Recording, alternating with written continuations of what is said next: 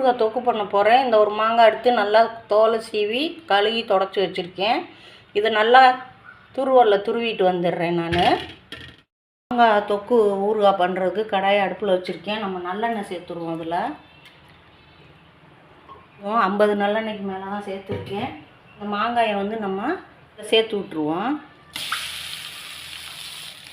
இந்த ஒரு மாங்காய் துருவுனதை இதில் சேர்த்துருக்கேன். நான் நல்லா கிண்டி விட்டுருவோம். இதுக்கு தேவையான அளவு உப்பு சேர்த்துடலாம். நம்ம பாருங்க,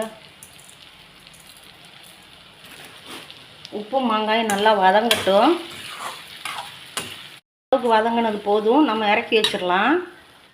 இப்போ இது கூட ஒரு டேபிள் ஸ்பூன் கடுகு பொடி போட்டிருக்கேன், வெந்தய பொடி 1 ஸ்பூன் போட்டிருக்கேன், பெருங்காய பொடி ஒரு 1/2 ஸ்பூன் போட்டிருக்கேன், சாம்பார் பொடி 1/2 ஸ்பூன் போட்டு நல்லா கிளறி எடுத்துக்கிறேன்.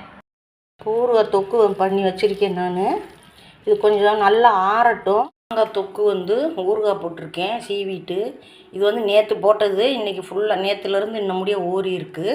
இப்போ இதுக்கு ஒரு தாளிப்பு மட்டும் நம்ம போட்டால் போதும். நல்லெண்ணெய் காய வச்சு கடுகு போட்டு கொஞ்சோண்டு கருவேப்பிலை போட்டு தாளித்து போட்டுன்னா போதும். இப்போ நம்ம தாளிப்பை பார்க்கலாம். அந்த எண்ணெயில் இந்த 1 ஸ்பூன் பெருங்காயத்தை அதில் போட்டுருவோம். முதல்ல பெருங்காயமெல்லாம் போட்டிருக்கேன். இப்படி இறக்கி வச்சுட்டு தான் போடணும். இப்போ நம்ம இதை ஊற்றி விட்டுறலாம். அதை நல்லா ஒரு கிண்டி விட்டுருவோம். ஆறிடுச்சுங்க. நம்ம அந்த பாட்டிலில் எடுத்துட்டு உங்களுக்கு ஊறுகாயை காமிக்கிறேன். நான் எடுத்து வச்சுட்டு